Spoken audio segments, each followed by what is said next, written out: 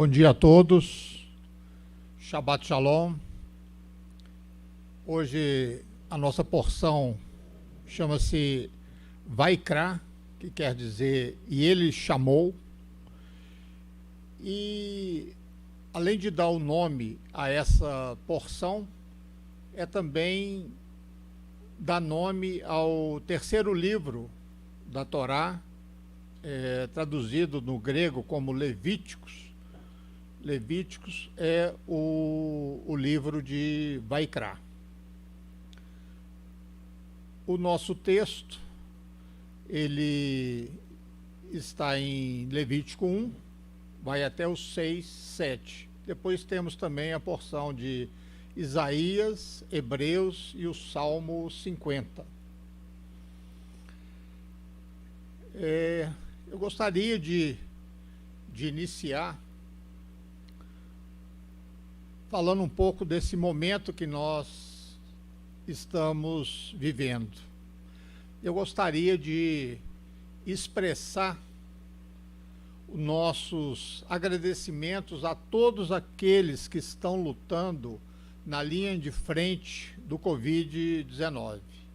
Os médicos, as enfermeiras, o pessoal de apoio, os professores, as pessoas que repõem nas prateleiras dos supermercados e das farmácias. Existem muitos heróis por aí e eles merecem os nossos agradecimentos.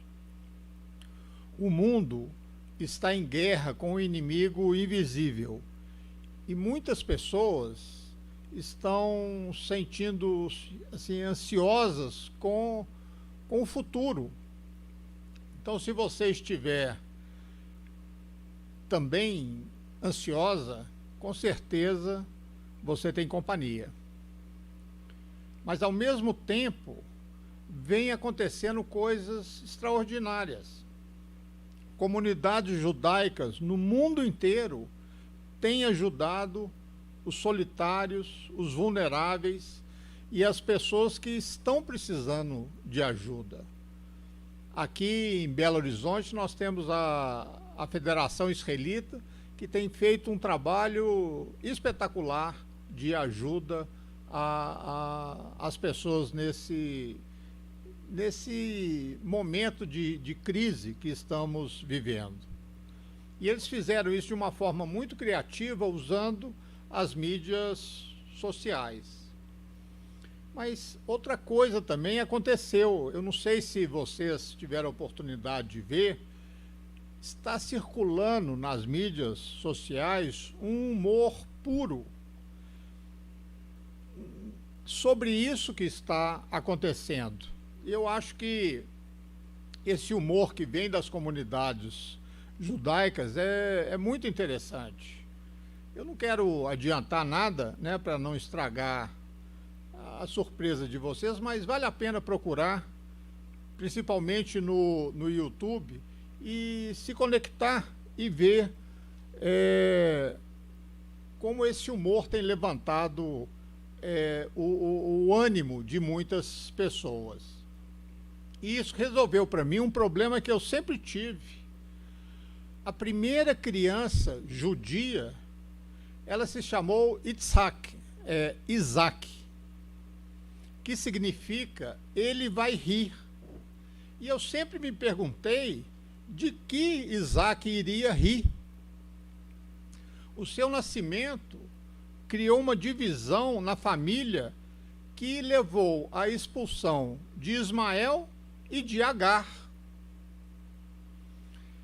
E então, na velhice, ele se vê enganado por seu filho Jacó, e quando ele quer dar uma bênção para o seu filho Esaú, Jacó entra no meio, se faz de Esaú e fica com a bênção. De que Isaac riu durante a sua vida? Então, de repente, eu percebi essa semana que esse nome, essa palavra, ela não foi atribuída apenas a uma pessoa, a Isaac, mas para todo o povo de Deus. Por quê? Aqui estamos no meio da pior crise de saúde dos últimos 100 anos. E não apenas os judeus, mas especialmente os judeus, têm ajudado outros a rir. E tem um ditado Yiddish que diz que do que podemos rir, podemos sobreviver. Aquilo de que podemos rir não nos mantém cativos do medo. Então, vale a pena assistir esses pequenos vídeos que são muito engraçados e realmente eles levantam o nosso espírito. O que essa paraxá, essa porção da semana, tem a dizer sobre isso, né? Que estamos aqui e agora. Essa porção, ela é focada apenas uma palavra, a palavra de abertura, né? Que está logo no início do texto de Levítico 1, que dá o nome a paraxá e ao livro, Vaikra, que significa e Deus chamou. E é assim que o livro começa. Ele, o próprio Deus, o Eterno, chamou Moisés e falou com ele na tenda da reunião. Agora, se você olhar com calma, você vai ver a letra Aleph, pequenininha, na palavra Vaikra, que está aqui em vermelho. É um Aleph pequeno. A palavra que está escrito aí é Vaikra. Se você tiver uma Bíblia em hebraico, você vai poder ver claramente que é um Aleph, uma letra pequenininha. E praticamente em todas as Bíblias hebraicas é escrito dessa maneira, um Aleph pequenininho. Se a gente lê sem o Aleph, nós vamos ler, em vez de Vaikra, Vaikar.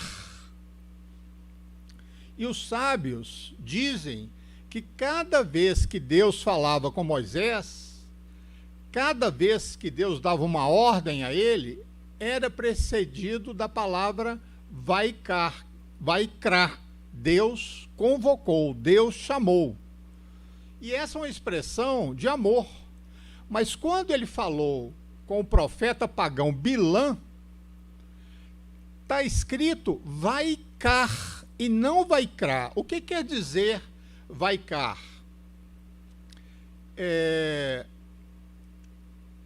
Quer dizer que ele falou por acaso, não fez um chamado, não fez realmente um chamado, uma missão para ele. Foi uma coisa casual. E há uma distinção clara entre essas duas palavras. Parecem semelhantes, mas não são. Vaikar é encontrou por acaso, e Vaikra é ele chamou. Qual é a diferença entre um chamado e um encontro por acaso? Muito. Então, essa é a mensagem contida na palavra Vaikra. O final de Vaikra, do livro de Vaikra, o final do livro de Levítico, nós temos a porção, a paraxá Berrocutai, que contém uma passagem chamada Torrerá, que são as maldições. E a palavra-chave das maldições é Keri ou Kri, que se escreve Kaf, Reish e Yud em hebraico. Durante as maldições, a Torrerá, nós somos avisados de: se você não me ouvir, isso é Deus falando, e você caminhar em minha direção com queri ou cri, então irei me comportar em relação a você com a raiva desse queri. O que essa palavra significa? É uma palavra importante, porque ela aparece 7 vezes no capítulo 26. E no penúltimo capítulo do livro de Vaikra, Levítico, ela só aparece ali. Em nenhum outro lugar aparece essa palavra em toda a Bíblia hebraica, em todo o Tanar. Então, isso indica que é uma palavra-chave. Quando uma palavra aparece 7 vezes, já é uma palavra-chave. Mas também é importante que ela aparece somente num único lugar. Então, os comentaristas, eles tinham que adivinhar ali o que isso significa, porque não tinha outro lugar para procurar. Então, alguns diziam que significa ser rebelde, excesso de confiança, endurecer o coração. Mas, no entanto, o rabino Rambam, ele diz o seguinte: é uma ordem da Torá clamar e soar as trombetas sobre qualquer tragédia ou sofrimento que aconteça à comunidade. Essa é uma ordem bíblica, soar o alarme. Então, se diz, esta é uma das formas de techuvá, de voltar, de se arrepender, de maneira que você decide, quando você volta, se aproximar novamente de Deus. Então, esta é a chave. Mas, se eles não soarem o alarme, e se eles não se eles disserem simplesmente: isso aí aconteceu por acaso, coisas assim acontecem mesmo, esse sofrimento é um mero acaso, alguma coisa que deu errado e aconteceu, então isso é uma má notícia, porque a pessoa irá continuar no mesmo caminho errado. Agora, se você agir indiferentemente ao Eterno, ou ir a Ele, por acaso, não ter essa constância de procurá-lo, então Ele também deixará de intervir na sua vida e fará somente um mero acaso. É isso que essa palavra está dizendo. Tanto os comentários de Rashi no início de Vaikra, quanto os comentários de Rambam no fim do livro de Vaikra, Levítico, estão dizendo a mesma coisa, que há uma diferença muito pequena entre as coisas que acontecem por acaso e as coisas que são um chamado de Deus para nos aproximarmos dele. A diferença é um Aleph, é uma letrinha, a primeira letra do alfabeto hebraico, e essa letra, ela é silenciosa, ela não se pronuncia, ela é muda. Na verdade, um pequeno Aleph, ele é praticamente invisível, mas essa é a diferença entre Vaikra, Deus chamou, e Vaikar, Deus simplesmente aconteceu por acaso. E é assim que o livro de Vaikra começa e termina, dizendo que, em certo sentido, os eventos são meros acasos, mas só em certos sentidos. No caso dessa pandemia, foi uma mutação viral que foi transmitida aleatoriamente, e aí afetou 1/4 da população mundial, que nesse momento se encontra presa. Isso pode ser acaso, mas talvez pode ser também um momento que temos a oportunidade de ouvir a nossa alma, de ouvir a nossa mente, de ouvir o nosso coração de uma forma que não tínhamos em outras ocasiões. às vezes a gente estava tão ocupado conversando com as pessoas, querendo ganhar um pouco mais de dinheiro, e talvez através desse isolamento, não seja uma coisa por acaso, mas uma oportunidade para ouvirmos o chamado silencioso de Deus. Um pequeno Aleph, quase silencioso. Ele pode estar nos pedindo para questionarmos: será que há alguém que eu deva ligar? Será que há alguém que eu deva ajudar? Será que há alguém que eu devo agradecer? Será que há alguém que eu deva perdoar? Será que há alguém que eu deva pedir perdão? Será que existe algo que eu deva me arrepender? Será que eu estou sendo injusto com alguém? Será que existe uma oração que eu deveria estar fazendo? Será que existe um texto que eu deveria estar aprendendo? Será que existe um mandamento que eu deveria cumprir? Existe algo ou alguém que eu tenho negligenciado até agora, porque eu estava muito ocupado e agora, nesse isolamento, eu posso dar atenção? Isso é o que é Vaikra. Isso é o que significa a palavra Vaikra. É um chamado quase silencioso, mas que ouvimos praticamente somente nos momentos de solidão. Às vezes, os tempos difíceis são os tempos de crescimento. Eles, na hora que você está vivendo aquilo, não parece, mas quando olhamos para trás, vemos que é aquilo que nos fez crescer. A ajuda que damos aos outros em momentos difíceis é uma boa ação que eu creio nunca será esquecida. Então eu acho que vale a pena pensar nesses tempos. Posso, de alguma forma, apesar de tudo o que está acontecendo, ouvir aquela voz mansa e delicada do Eterno dizendo para mim: use esse tempo para estar em harmonia consigo mesmo, para ouvir e prestar atenção, e assim tornar-se forte, dando força aos outros. Porque não é apenas Moisés, que recebeu Vaikra, um chamado. Deus chama todos nós.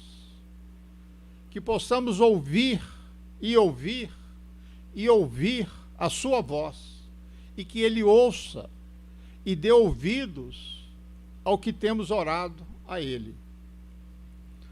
Por favor, Senhor, termine esse tempo e envie um refuah shlema, que é recupere-se logo. Tem muitos doentes do seu povo, tem muitos doentes no mundo. Para aqueles de seu povo e todos os povos que estão doentes, conceda-nos uma recuperação rápida e nos conceda a chance de nos engajarmos novamente na vida que o Senhor planejou para nós. Em Levítico 7:37, eu não vou falar todos, porque nós não temos tempo, mas eu vou mostrar só um resumo dos diferentes tipos de sacrifício. Esta é a lei do holocausto, da oferta de manjares, da oferta pelo pecado, da oferta pela culpa, das ofertas da consagração e do sacrifício das ofertas de paz. Então está aqui os tipos de oferta. Olá, que é uma oferta de holocausto, de ascensão, né, que sobe, está lá em Levítico 1, de 1 a 17 e 6, de 8 a 13. A segunda oferta, o segundo tipo de sacrifício é o mirá, que não usa animal, somente manjares, somente coisas vindas da agricultura. Está lá em Levítico 2, 1, 16, 6, 14 a 18. Ratá, que é um sacrifício pelo pecado, em Levítico 4, 1, 5, 13. Acham, que é um sacrifício de culpa. Biluim, que são ofertas de consagração. Shlamim, que são ofertas de paz. A oferta olá e a oferta minhá, a gente chama de ofertas irmãs. Assim como ratá e acham também são ofertas irmãs. Quando falamos de irmãos, é porque elas são oferecidos, é muito similar entre uma e outra.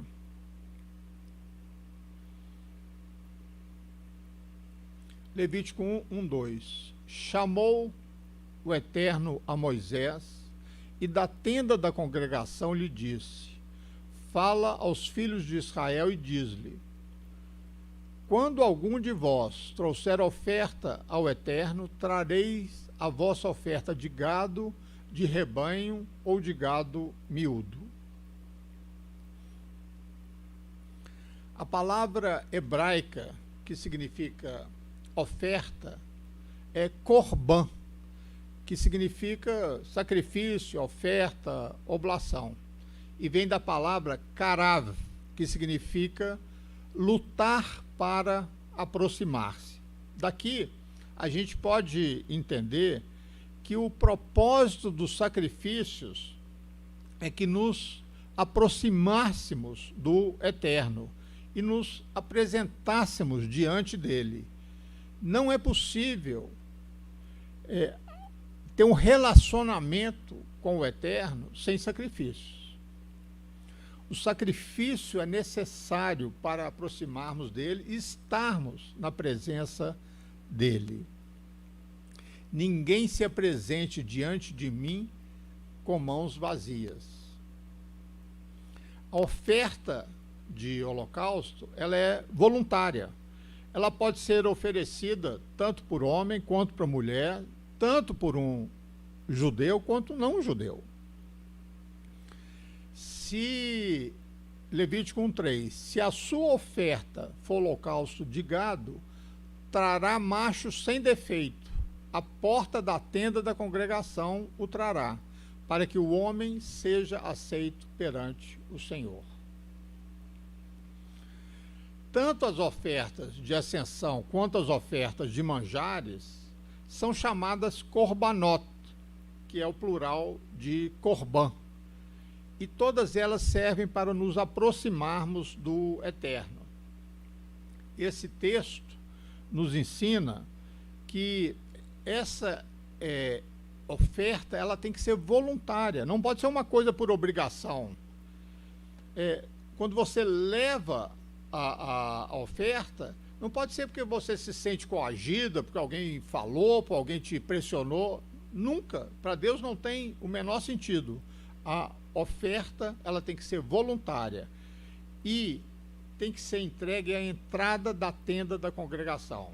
Tinha que ser entregue nesse local. A palavra que foi traduzida como holocausto ou oferta de ascensão ou olá,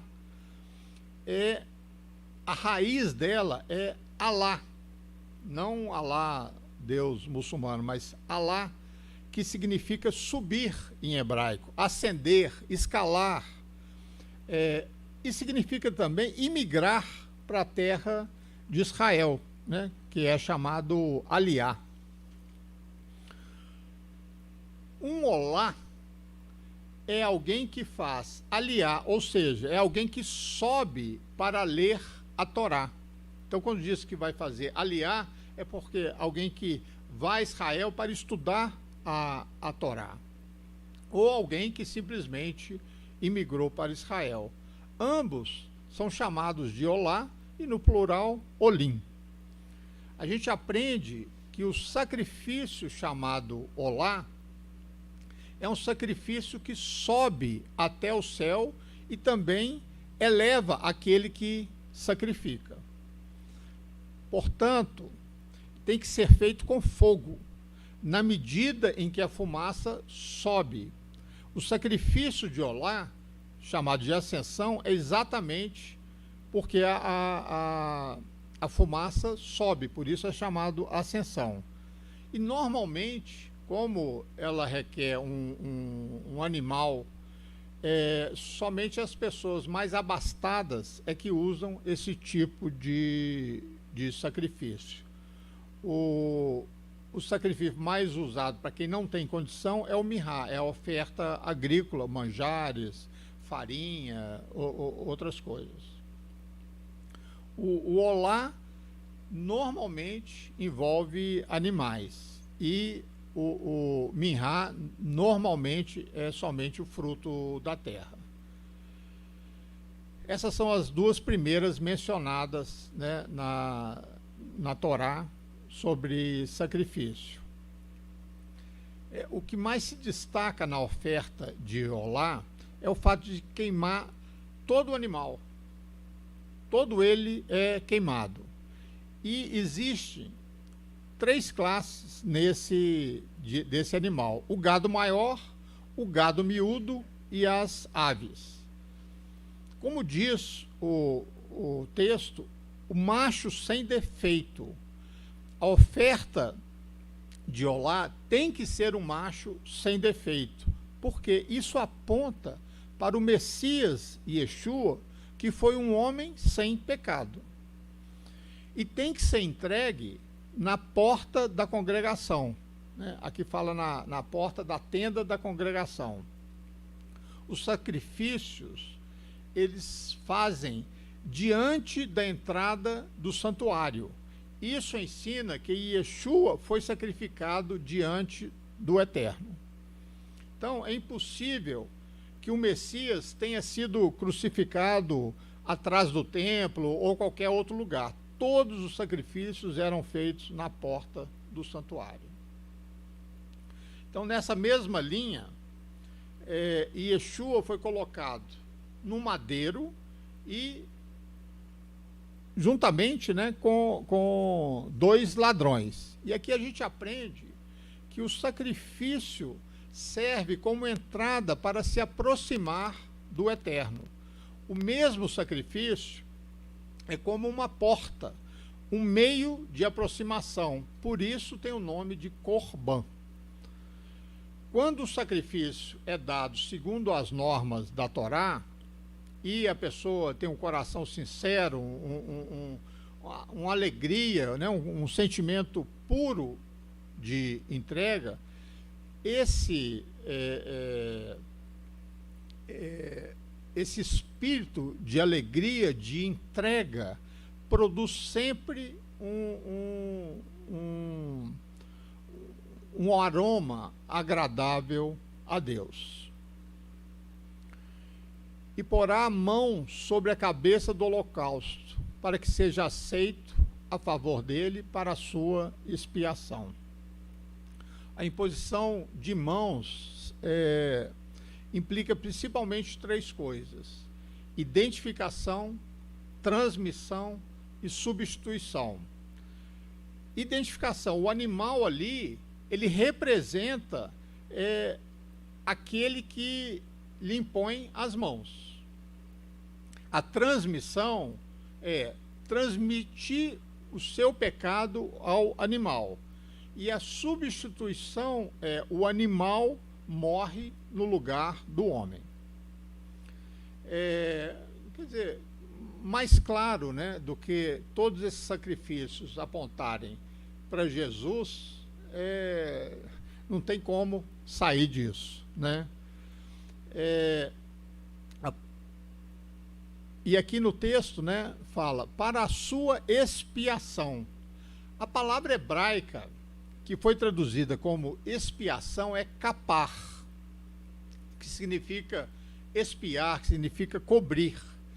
Isso nos ensina que o holocausto, né, a oferta, ela tem o ingrediente de expiação no sentido de cobrir nossas faltas. É uma sombra do Messias, cuja morte cobre os nossos pecados. Todos os sacrifícios listados na Torá são sombras do sacrifício do Messias.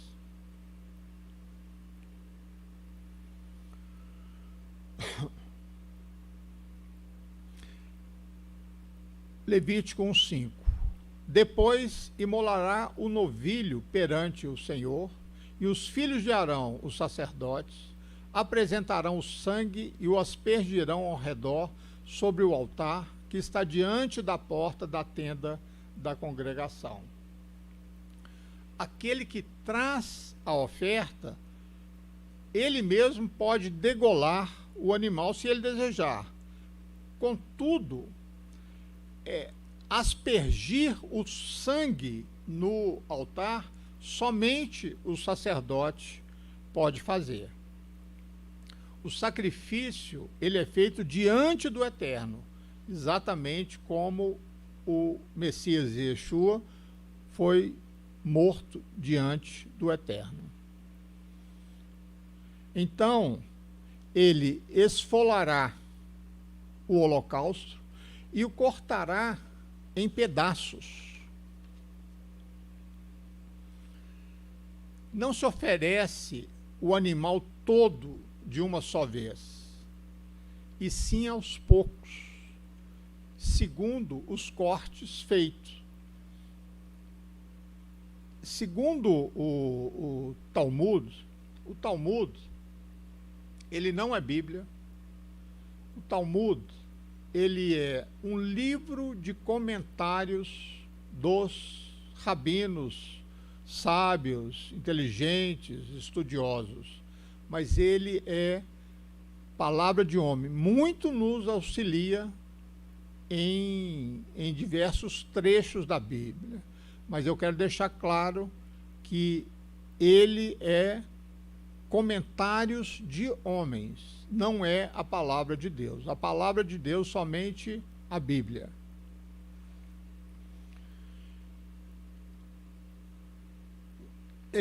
Quando há uma entrega total de um ser humano, o Senhor, o Eterno, conduza ele pouco a pouco para ele ser consagrado totalmente e exclusivamente. A pessoa se converte, né? Muda o caminho errado e se converte ao Senhor, não quer dizer que no outro dia ela já consegue se entregar totalmente a Ele, já tem confiança, já tem fé. Não é assim.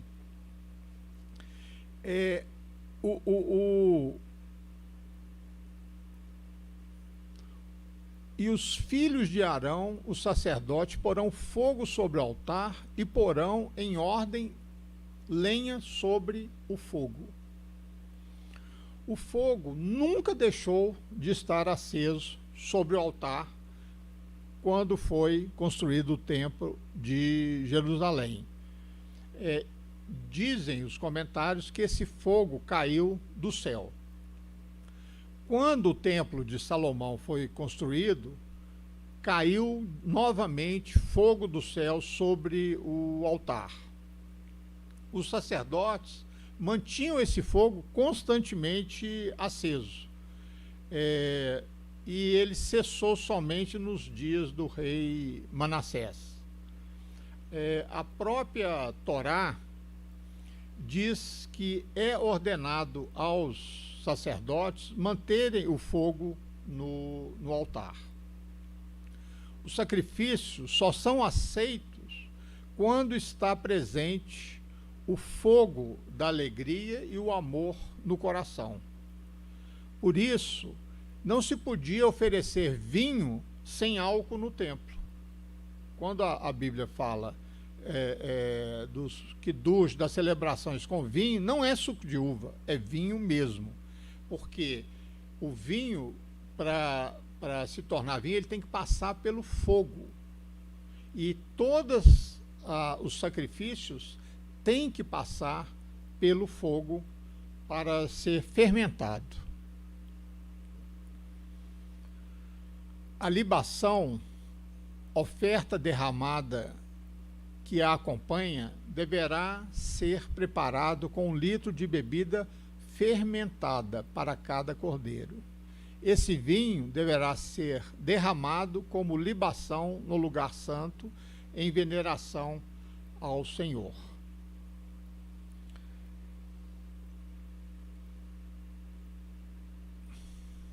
Levítico 8. Também os filhos de Arão, os sacerdotes, colocarão em ordem os pedaços, a saber, a cabeça e o redenho sobre a lenha que está no fogo sobre o altar. A primeira parte que é oferecida do animal é a cabeça. Lógico, a cabeça depois do sangue, né? O primeiro é o sangue. Mas o sangue não é parte física do animal, né? É a vida dele. E a primeira letra do alfabeto é Aleph, que significa cabeça de touro, ou primeiro. Por isso, a primeira coisa a ser oferecida é a cabeça. A cabeça representa a mente do homem, que deve ser a primeira coisa, o primeiro pedaço a ser entregue para o Eterno, para que seja queimado.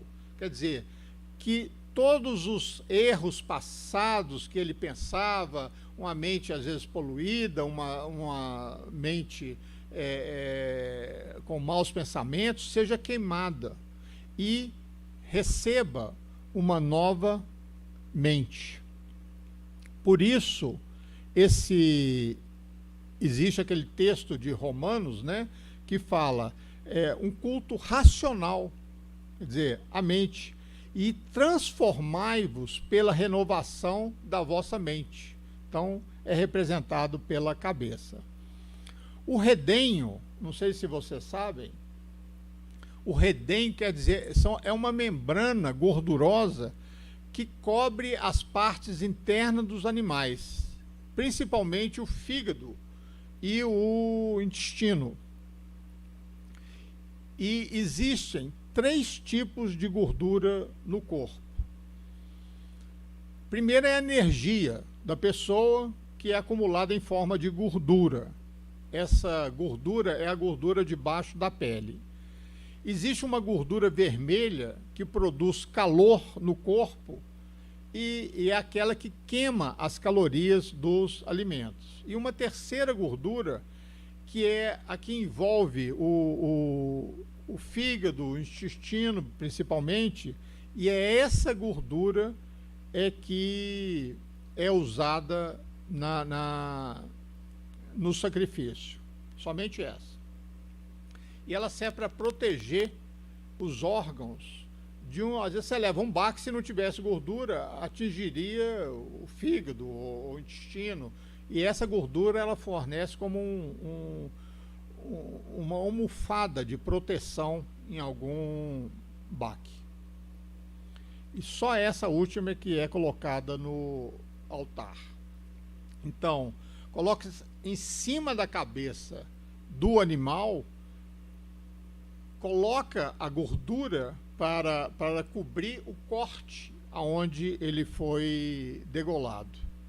Isso, segundo a tradição, é para se mostrar respeito, né? Não está matando um animal simplesmente por matar, mas sim oferecendo ele em sacrifício. Levítico 9. Porém, as entranhas e as pernas, o sacerdote os lavará com água e queimará tudo isso sobre o altar. É holocausto, oferta queimada de aroma agradável. As entranhas e as patas são lavadas em água e depois queimadas no fogo do altar. O Salmo 50, 7 a 13, diz o seguinte: Escuta, povo meu, e eu falarei, ó Israel, e eu testemunharei contra ti. Eu sou Elohim, o teu Elohim. Não te repreendo pelos teus sacrifícios, nem pelos teus holocaustos continuamente perante mim.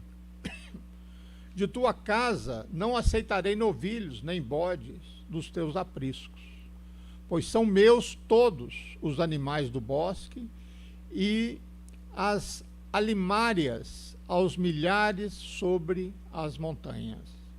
Conheço todas as aves dos montes, e são meus todos os animais que pulam no campo. Se eu tivesse fome, não toda diria, pois o mundo é meu, e quanto nele se contém.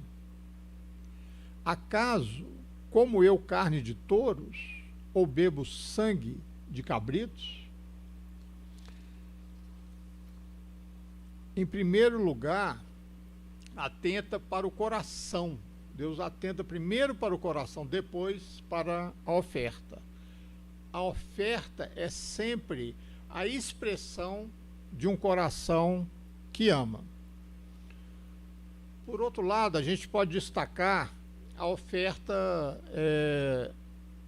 de Yeshua, né? que está simbolizado, né? em todos os sacrifícios.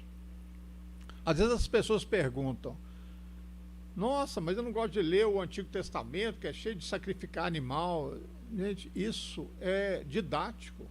Era o Senhor ensinando através do animal, apontando para Yeshua. Sabe quando a pessoa não entende, você pergunta assim, quer que desenhe? Ele desenhou para a gente, para que a gente entender. Como que a gente entenderia, né, uma pessoa se entregar para morrer em nosso lugar? Aprendendo isso através dos sacrifícios de animais.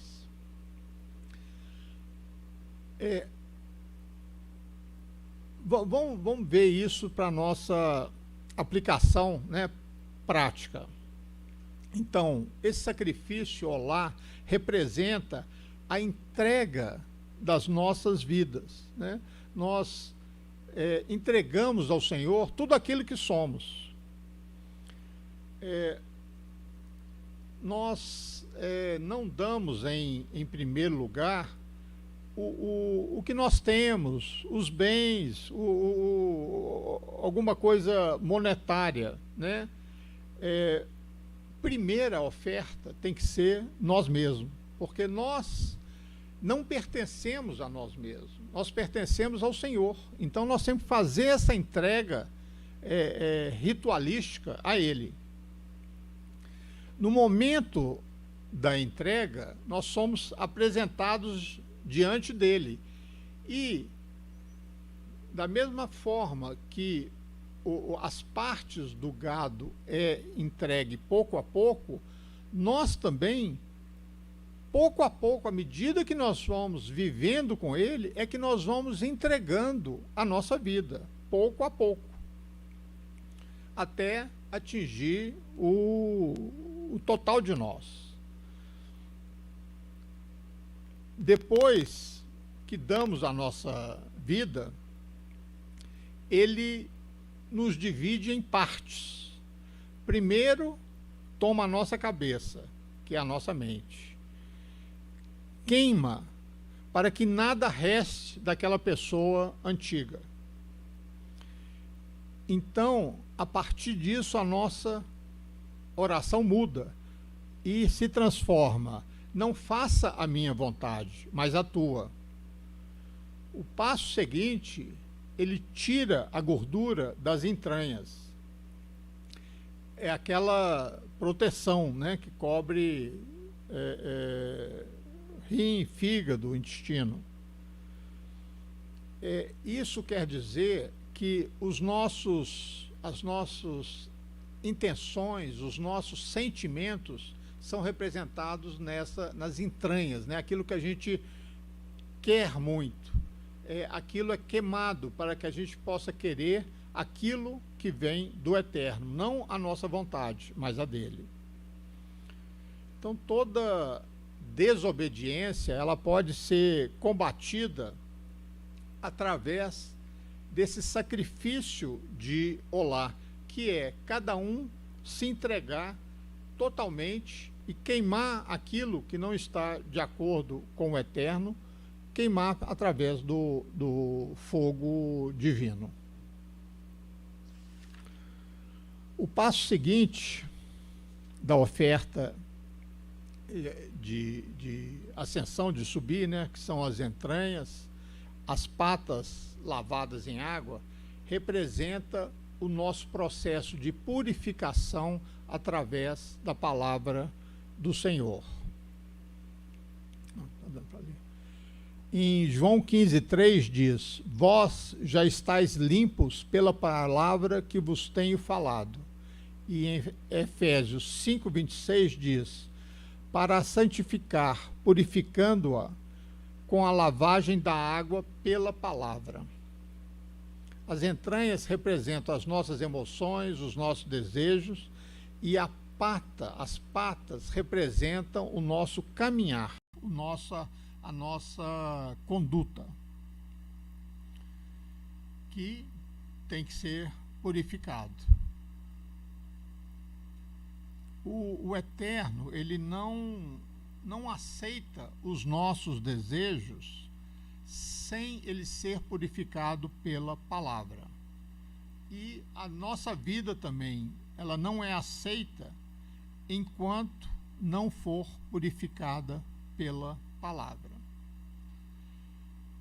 Tudo tem que passar pela correção, pela transformação do Espírito Santo de Deus.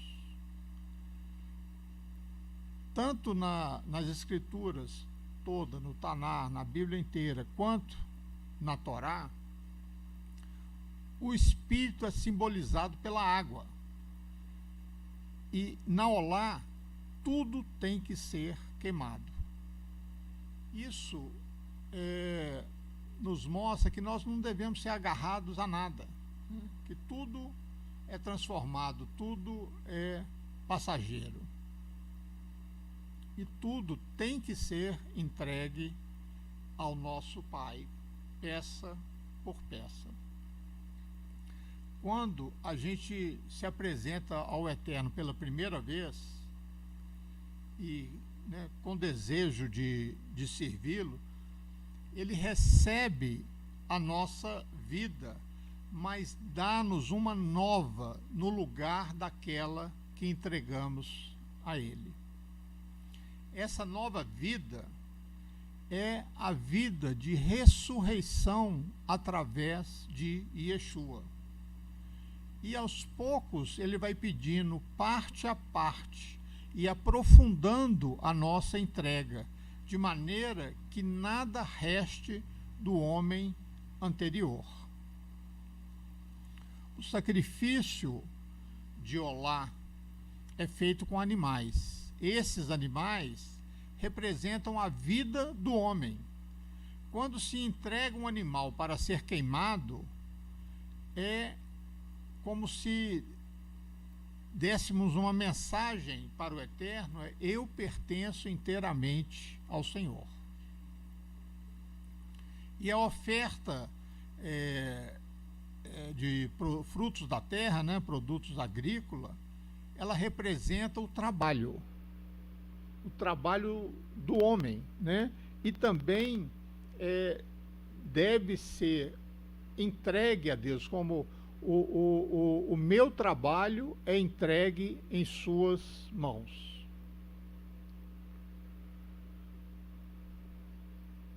Quando a oferta ela não é comida, quando tipos de oferta que sobram, ela normalmente é dada como alimento para os sacerdotes.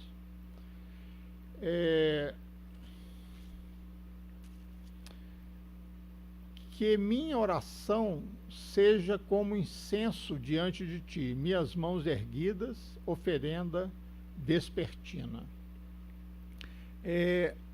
o incenso, ele representa o louvor do homem ao Eterno.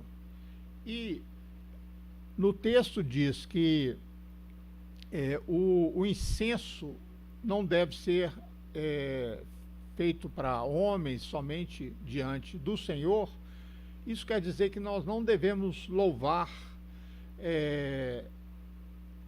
ninguém além do Senhor, né? Santos, homens, tal, não são dignos de louvor. O mais importante é a nossa relação com o Pai e Yeshua. Essa relação é que expressa o maior galardão que podemos receber, que é a vida eterna.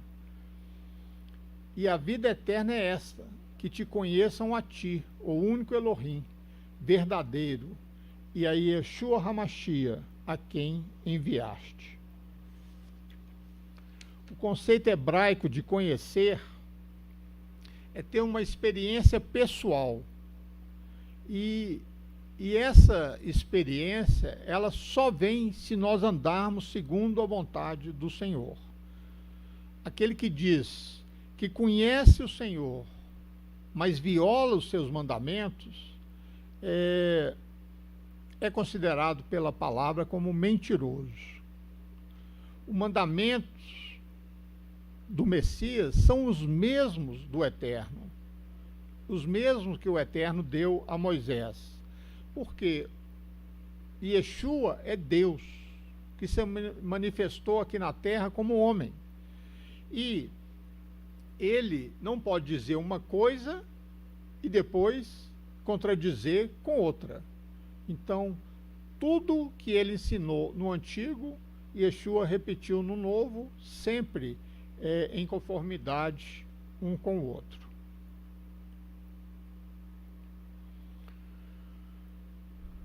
Fala aos filhos de Israel dizendo: quando alguém pecar por ignorância contra qualquer dos mandamentos do Senhor, por fazer contra algum deles o que não se deve fazer, se for o sacerdote ungido a pecar, trazendo a culpa sobre o povo, oferecerá pelo seu pecado um novilho sem defeito ao Senhor, como oferta pelo pecado.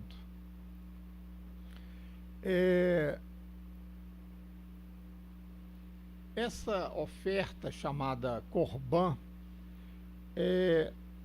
nós já dizemos que é uma palavra que significa um meio de se aproximar ao Eterno. Quando nós pecamos, o inverso é verdadeiro. Quando nós pecamos, nós nos afastamos do Eterno. Quando nós nos arrependemos, nós reaproximamos do Eterno. A Septuaginta, né, que é o termo, a Bíblia que foi traduzida do hebraico para o grego, ela traduz oferta de pecado simplesmente como pecado.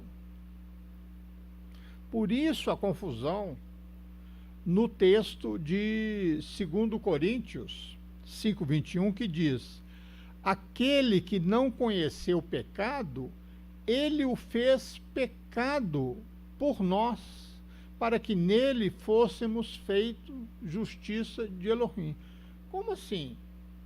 Aquele que não conheceu o pecado, ele fez pecado por nós? Quer dizer, Yeshua se transformou em pecado? Então, a tradução está errada.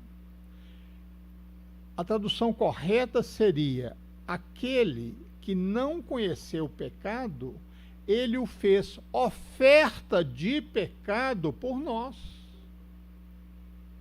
Aí você entende. Como que Yeshua, um homem sem um pecado, vai virar pecado?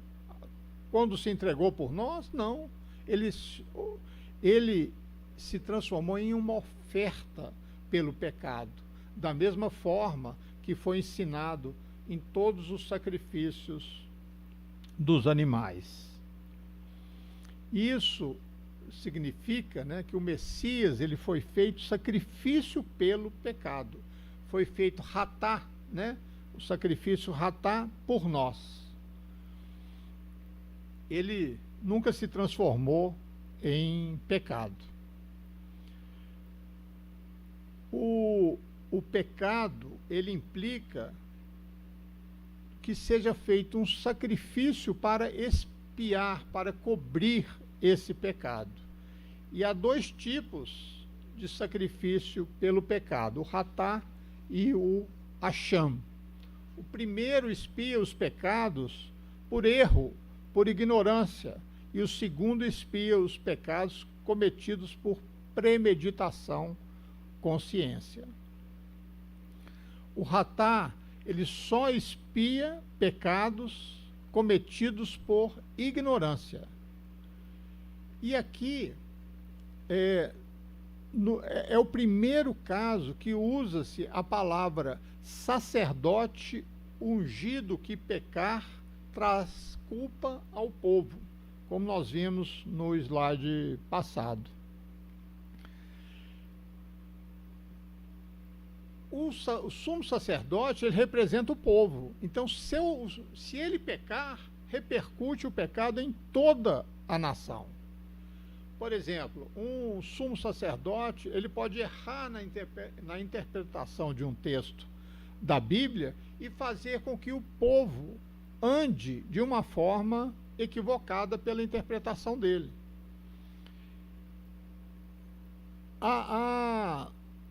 A palavra aqui usada, está ali, né? Sacerdote ungido. A tradução de sacerdote ungido é Cohen Hamashia.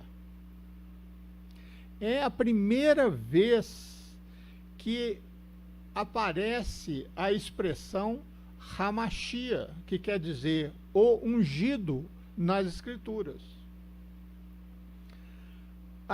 Essa expressão, ela aparece 3 vezes nesse texto de Levítico 4, 3, 5 e 16. E é interessante a gente observar que na primeira vez que surge a palavra ungido, Messias, é apresentado nas Escrituras como sacrifício pelo pecado. Isso não é à toa. A tarefa do Messias, né, a missão dele, é redimir o mundo através do seu próprio sacrifício, como oferta pelo pecado, para que todo aquele que nele crê não pereça, mas tenha a vida eterna. Essa palavra, né, ungido, Hamashia, o sacerdote é que traz o sangue ao tabernáculo. O sacerdote ungido é aquele que asperge o sangue no tabernáculo. Assim como o próprio Yeshua levou o seu próprio sangue ao tabernáculo do céu. Então, parte do sangue é levada ao tabernáculo. Logicamente, do Messias, um tabernáculo celestial.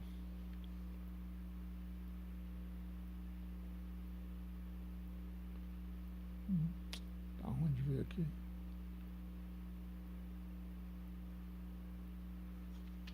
Vou ler para vocês.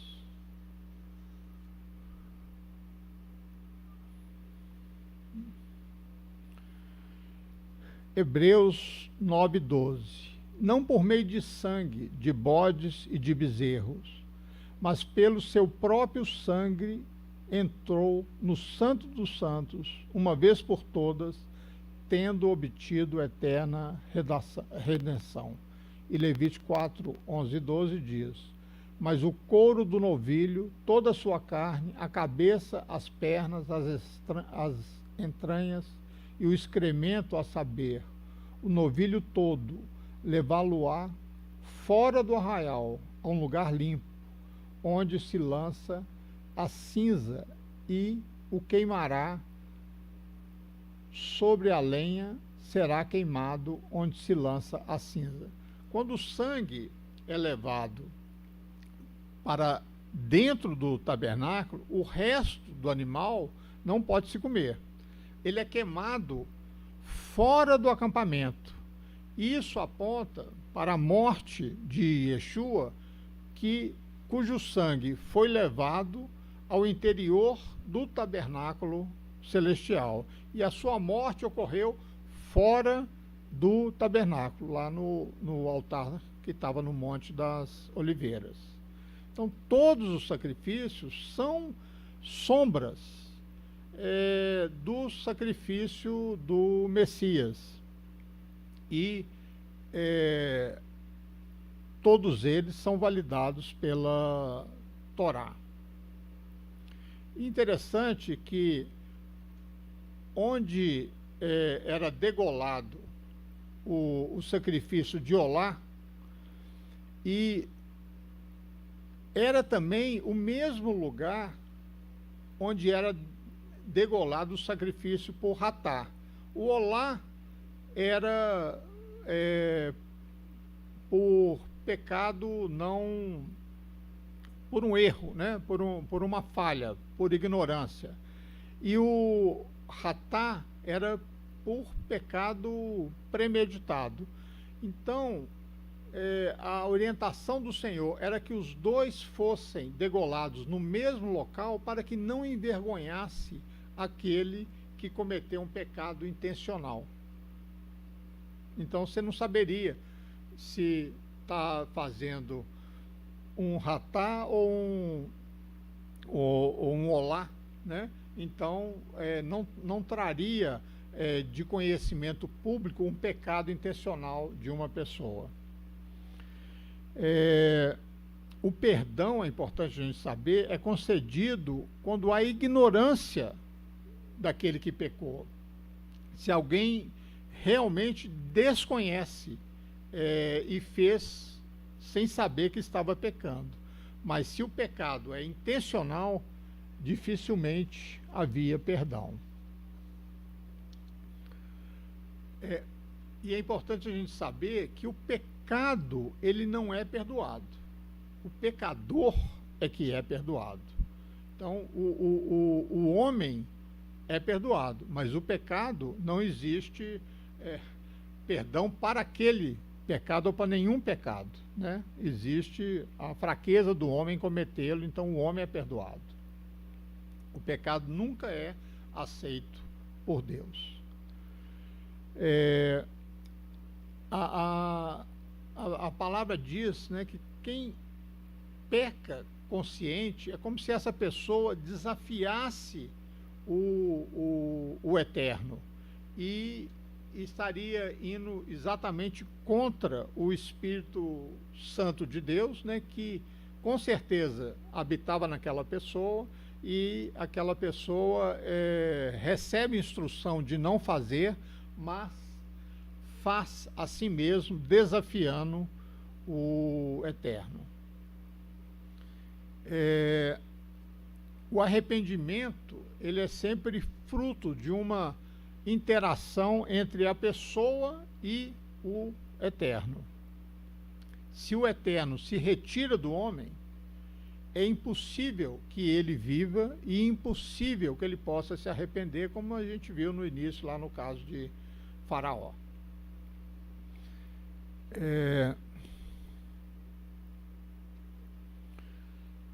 Romanos 2:4.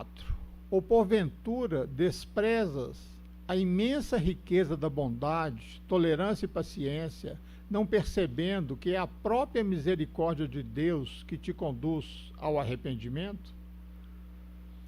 Os pecados perdoáveis, né, são aqueles cometidos por erro, ignorância, fraqueza. Mas todo pecado cometido por rebeldia ao Senhor, ele não tem perdão. Ele é considerado um pecado contra o Espírito Santo de Deus, e não existe perdão.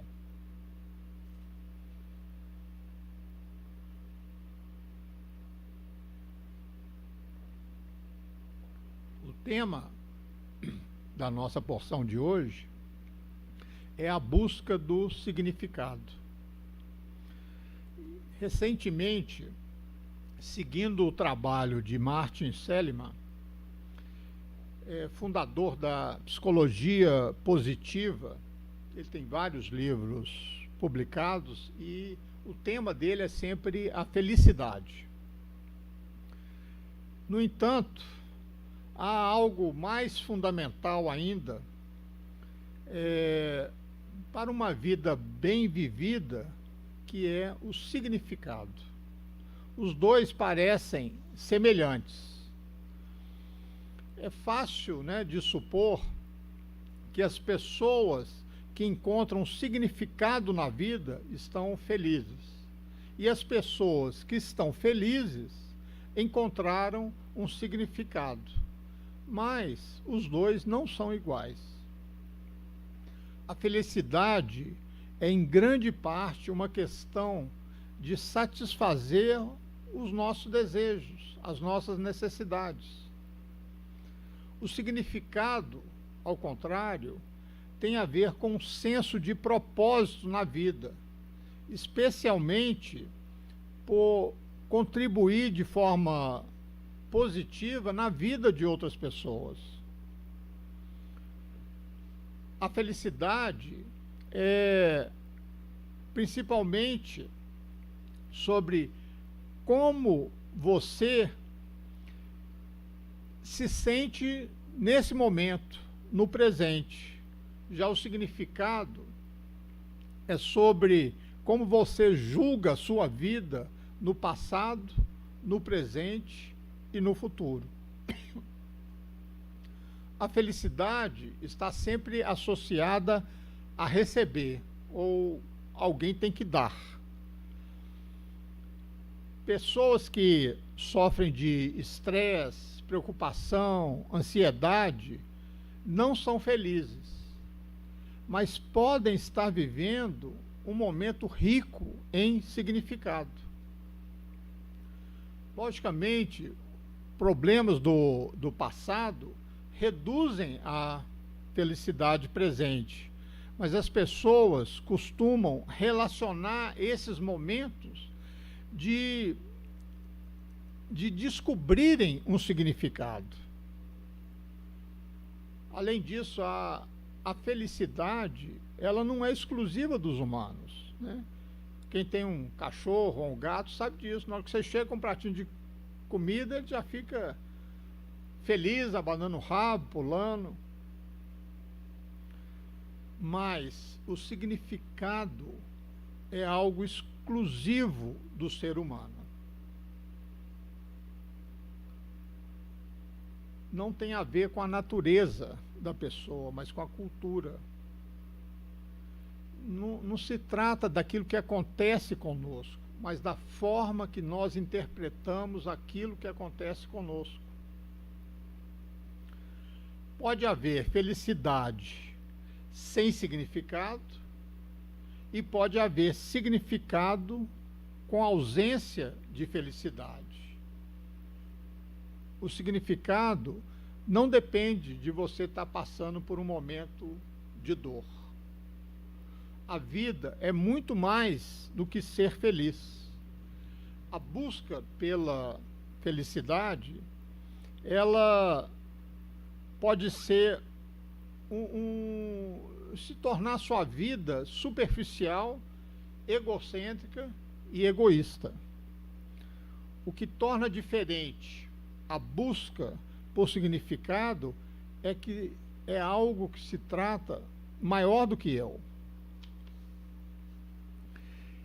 Ninguém fez mais para colocar essa questão do significado do que o falecido Viktor Frankl. A família Frankl eram conhecidos do meu pai, hoje os descendentes moram em São Paulo, e ele passou 3 anos no campo de concentração de Auschwitz. E Frankl, ele sobreviveu a esse período tão dramático da vida, e ele criou um propósito com isso e inspirando as pessoas a terem um significado para as suas vidas, mesmo no meio daquele inferno. E foi lá que ele formulou uma forma de terapia, né, chamado a busca do homem por sentido. Ele depois escreveu esse livro em apenas 9 dias, em 1946, e ele vendeu mais de 10 milhões de livros em todo o mundo. Ele sabia, ali no período que ele viveu nos campos de concentração, que se a pessoa perdesse a esperança, né, se perdesse um sentido na vida, ele morreria. E ele costumava dizer que a maneira de encontrar um significado não era perguntar o que eu quero da vida, o que queremos da vida. Em vez disso, era perguntar o que a vida quer de nós. Cada um de nós é único nas nossas habilidades, nos nossos talentos e nas circunstâncias da nossa vida. Para cada um de nós existe uma tarefa que só nós podemos realizar. Isso não significa de forma alguma que nós somos melhores do que outros. Mas se a gente acredita que estamos aqui por uma razão, então há um concerto, em hebraico a palavra é tikkun, é um concerto que apenas nós podemos realizar, um fragmento de luz que só nós podemos resgatar. É comum dizer a vida é uma tarefa, mas o homem temente a Deus difere do homem não temente a Deus, porque ele trata a sua existência não como tarefa, mas como uma missão. Ele está ciente de que ele foi convocado, chamado por uma fonte, e por milhares de anos, essa fonte é chamada Deus. Esse é o significado da nossa paraxá. E, como eu já disse, que dá nome ao terceiro livro da Torá, é Vaikra, ele chamou. O significado preciso desse versículo é difícil de entender. Se traduzir literalmente, e ele chamou a Moisés, e Deus lhe falou da tenda do encontro, dizendo tal. Parece que é uma frase redundante. Se Deus falou com Moisés, por que dizer e ele chamou? E ele chamou Moisés. Cada vez que Deus se comunicou com Moisés, ele usava a expressão. E ele falou, e ele disse, e ele ordenou, e era sempre precedido por Deus chamando a Moisés pelo nome. Chamar é uma expressão de carinho. Vaikra significa ser chamado para uma tarefa de amor. Esse é o conceito moderno de vocação. A escolha de uma carreira não pode ser apenas porque eu desejo ser isso ou aquilo, ou porque essa profissão me traz muitos benefícios. Mas você tem que sentir que foi convocado, que foi chamado para ela. Você tem que sentir que esse é o seu chamado, esse é o seu significado, essa é a missão da sua vida. E é para isso que você foi colocado na terra. E a Bíblia está cheia de chamados. Houve o chamado de Abraão, falando para ele deixar sua terra, sua família. Houve o chamado de Moisés na sarça ardente para libertar o povo. Houve aquele chamado de Isaías, quando ele viu numa visão, né, os anjos rodeados por Deus e cantando. E ele diz, envia-me, Senhor.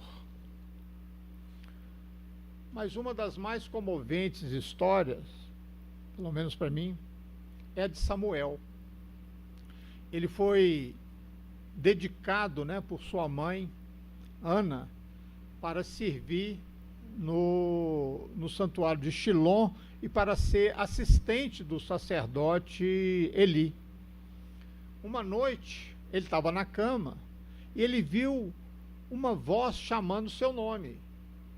Samuel. E ele achou que era Eli. E levantou da cama correndo e Eli falou assim, não, eu não te chamei.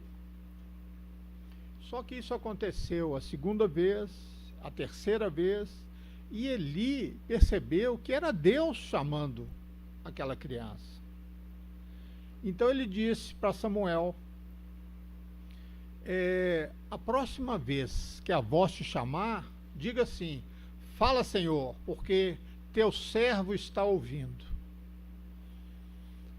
Samuel, como era uma criança, não ocorreu que aquilo era Deus chamando a ele para uma missão tão jovem. Mas foi. E assim começou a carreira dele como profeta, juiz e unificador dos primeiros reis de Israel, Saul e Davi. Quando a gente vê um erro a ser corrigido, uma doença a ser curada, uma necessidade a ser satisfeita, e sentimos isso falando conosco, é quando chegamos o mais perto possível de ouvir Vaikra, Deus chamar. E por que a palavra aparece aqui no início do terceiro livro e principal livro da Torá? Porque o livro de Vaikra é um livro sobre sacrifícios. E uma vocação é um sacrifício. Estamos dispostos a fazer sacrifícios quando a gente sente que eles fazem parte daquela tarefa que somos chamados a fazer.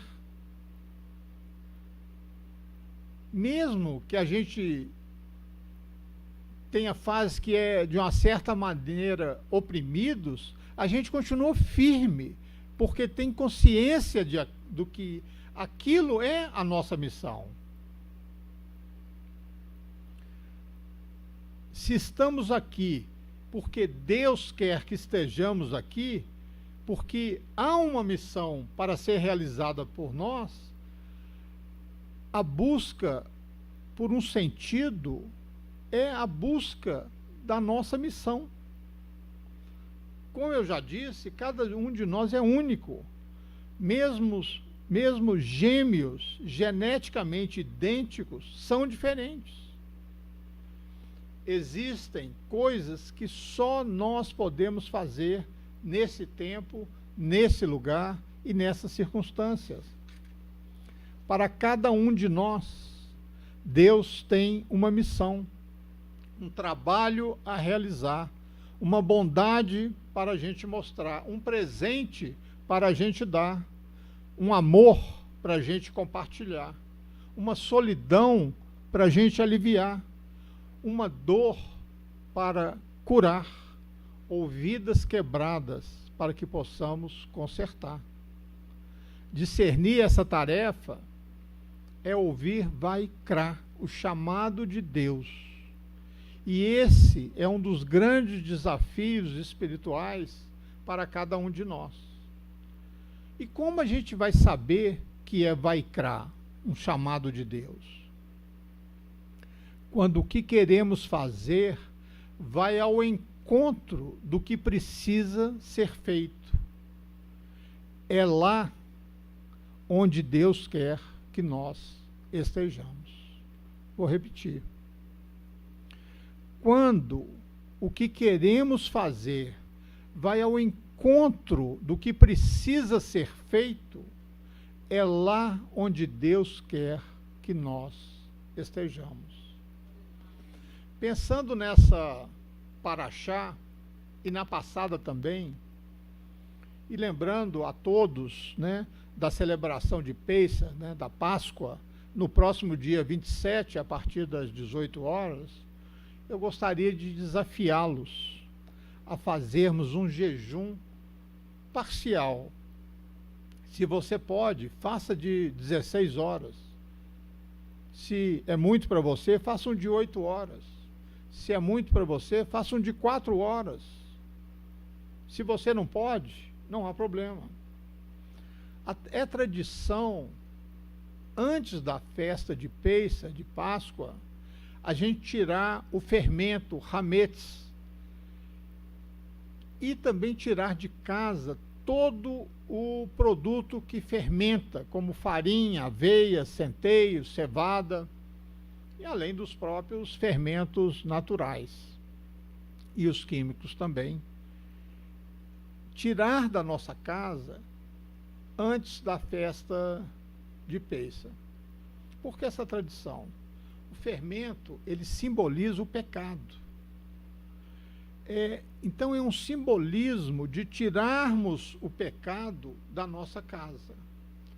E por que eu estou pedindo oração e jejum? Para tirarmos o pecado de nós, né? Para podermos nos lavar através da oração, do arrependimento, do jejum, e nesse tempo dedicar um pouco mais a ler a palavra de Deus. Então, o meu desafio é que façamos esse jejum parcial do dia 22 ao dia 26, cujo simbolismo é tirar o pecado da nossa casa e da nossa vida. E também ter um momento de clamarmos ao Eterno para que tire essa praga chamada Covid, né, que tem ceifado tantas vidas, que restaure a nossa intimidade com Ele, que nos proteja, né, nesse momento de aflição, que não permita que o nosso país vá para um caminho de Venezuela ou algo parecido, né? Que o nosso presidente tome as rédeas do nosso país e nos guie na direção certa. Então fica aí o desafio, né? Quem puder, faça. E naquele texto de 2 Crônicas, né, onde Josafá convoca um jejum e oração, eles são salvos ali por esse jejum e oração. E nós estamos num momento tão delicado, né, tanto de saúde quanto de estabilidade e instabilidade política, né? Então seria muito bom. Então eu convoco esse jejum e oração para que nós possamos seguir em frente com a ajuda do Eterno. Shabbat Shalom. Amém.